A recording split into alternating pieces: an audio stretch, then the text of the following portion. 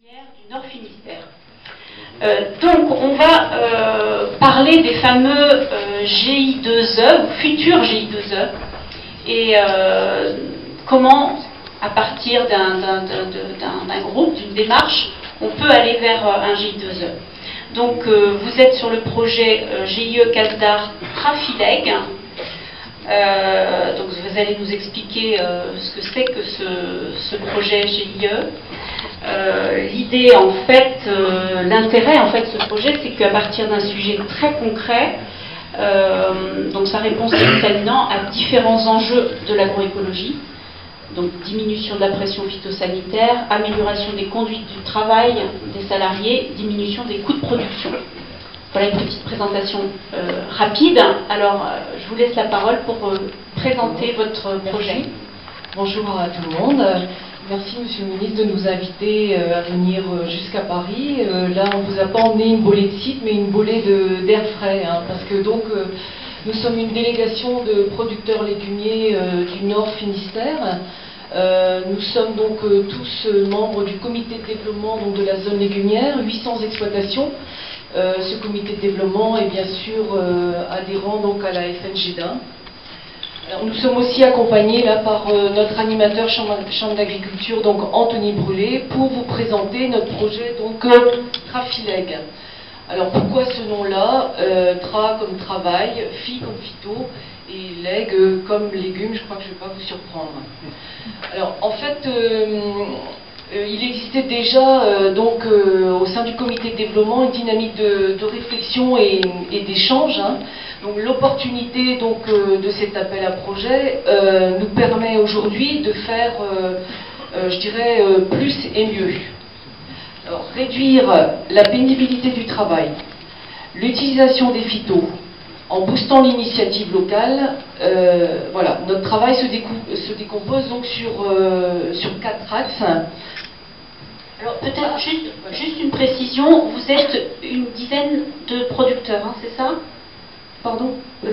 Au niveau du groupe, nous sommes plus nombreux que plus nombreux, oui, ah d'accord. Mais il y a un groupe de travail au départ. Ah, oui. Enfin, mes collègues vont vous expliquer un petit peu le détail de la démarche. Là, pour l'instant, je donne un peu les axes de travail que nous avons. Le premier axe de travail, c'est d'être en forme curiosité totale, veille, aller voir chez les autres comment ça se passe, déplacements à l'étranger, en France. En France, il se fait aussi des choses très intéressantes. Participer à l'innovation, le collègue qui est passé avant nous en a parlé tout à l'heure. Sur une des photos, là, vous voyez donc un petit robot de binage. Nous l'avons présenté sur notre territoire l'année dernière. Tout à l'heure, Jean-Claude va vous parler d'un projet de prototypage pour une des cultures qui va être développée tout à l'heure sur l'artichaut. Et bien sûr, pour revenir sur le fameux triptyque social, économique, écologique, l'économique pour nous, c'est le temps de travail passé pour une culture, son efficacité évidemment.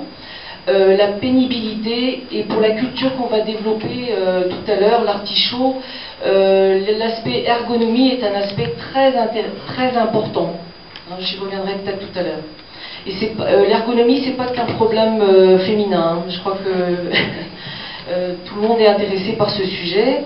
Et donc pour arriver sur le point environnemental, arriver à diminuer notre consommation d'énergie, là je parlerai plus du gasoil, et bien sûr donc le côté phytosanitaire, IFT. Alors là, juste avant de démarrer le sujet, un petit point contextuel. Sur l'artichaut, chez nous, 5300 hectares, 40 000 tonnes de production, une plantation qui se fait au carré, pour des raisons de binage dans les deux sens, une culture qui est plantée en général pour 3 ans, à une densité de 11 000 plants hectares. Une petite remarque, c'est que 80% des parcelles désherbées chimiquement en première année. Par contre, le désherbage chimique est impossible en 2e et en 3e année. On y reviendra tout à l'heure. Alors, dans la poursuite des constats, pour cette culture, ce qui a amené donc la réflexion du groupe, vous le comprendrez tout à l'heure, 100% des opérations aujourd'hui sont manuelles. Il y a très peu de solutions techniques efficaces. des conditions de travail complexes et je dirais même quasiment difficiles, vraiment physiquement. Un temps de travail à l'hectare très important. Nous tournons pratiquement à 250 heures de travail à l'hectare, et si on compare un hectare de céréales, je crois qu'il n'y a aucune commune mesure en termes de temps passé. Il y a aussi les effets indirects, c'est que nos jeunes, donc dans notre région, se désintéressent de cette culture, et donc du coup, on a une difficulté de recrutement de main-d'œuvre. Aussi, une diminution constatée de surface, on arrive quasiment à une diminution de 4% par an, ce qui est énorme pour nous, parce que nous sommes quand même une toute petite région de production, c'est la frange littorale simplement. Comme nous perdons des surfaces, nous perdons des marchés parce que les acheteurs veulent des volumes. Voilà. Alors tout ceci induit quoi? Induit aussi que nos constructeurs se désintéressent. Alors je dirais quand même par clin d'œil à ce que vous avez dit tout à l'heure, Monsieur le Ministre, nous avons reçu cette semaine, pour notre Assemblée Générale de Comité, 2 chercheurs de l'IRSTEA, parce que c'est une problématique importante pour nous. Donc voilà, là j'ai présenté le cadre de notre Trafideg. Je passe donc le micro à Jean-Yves pour la suite. Bonjour à tous. Donc, en fait, nous avons 2 grosses problématiques sur la culture de l'artichaut, peut-être que tout le monde ne connaît pas. Donc, en haut, vous avez une souche d'artichaut, et l'objectif, c'est de tirer tous les plants pour, donc, vous voyez, dans la main d'un producteur.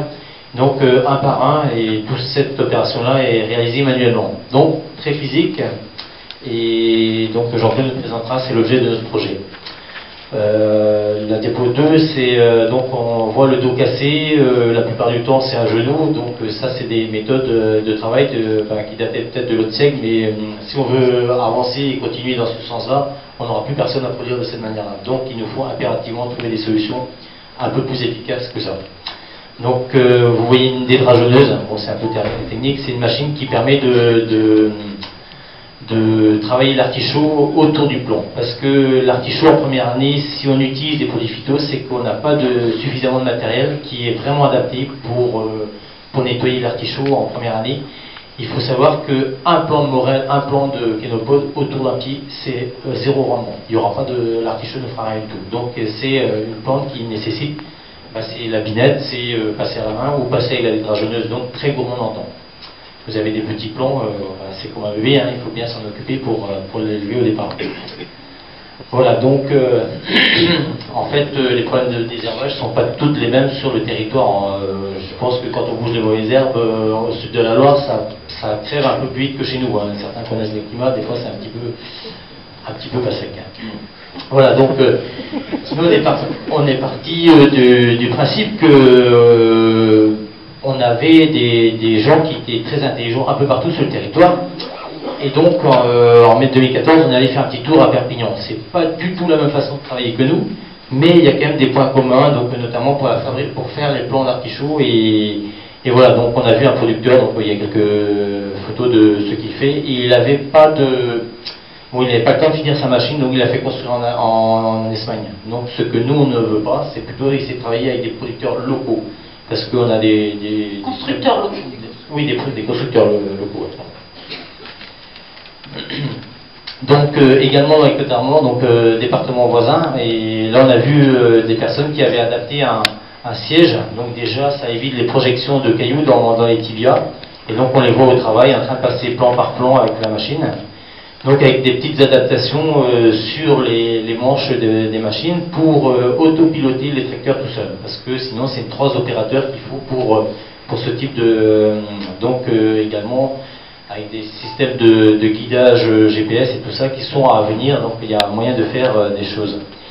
Donc suite à l'appel à projet qu'on a réalisé, il y a des différents constructeurs qui se sont mis sur les rangs afin d'essayer d'automatiser ce type de machine. Parce que ils voient qu'il y a un intérêt et il y a moyen de faire quelque chose de très bien et qui est très adapté à notre région. Voilà, donc parce que non seulement ça dédrageonne, mais aussi ça permet de désherber la culture.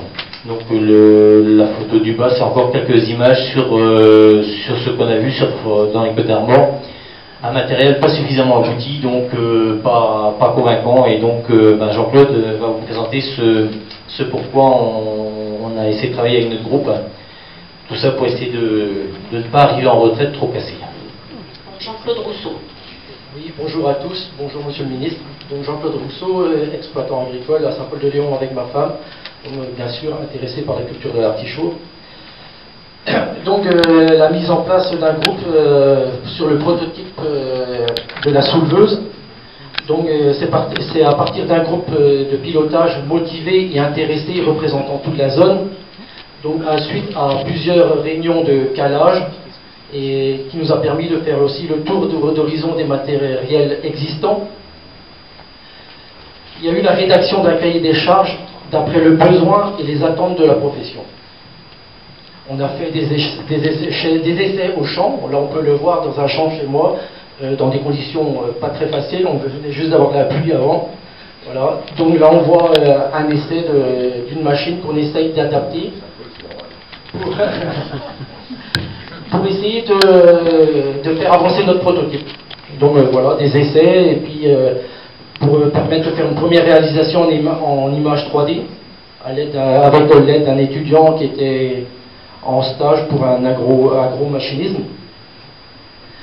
Donc ça nous a permis de d'apporter des modifications au plan, et le chiffrage est en cours auprès des artisans locaux, pour aboutir à l'essai du prototype prévu en avril prochain. Donc nous avons besoin en production légumière, pour rester compétitifs, de diminuer nos coûts de production et d'augmenter notre productivité.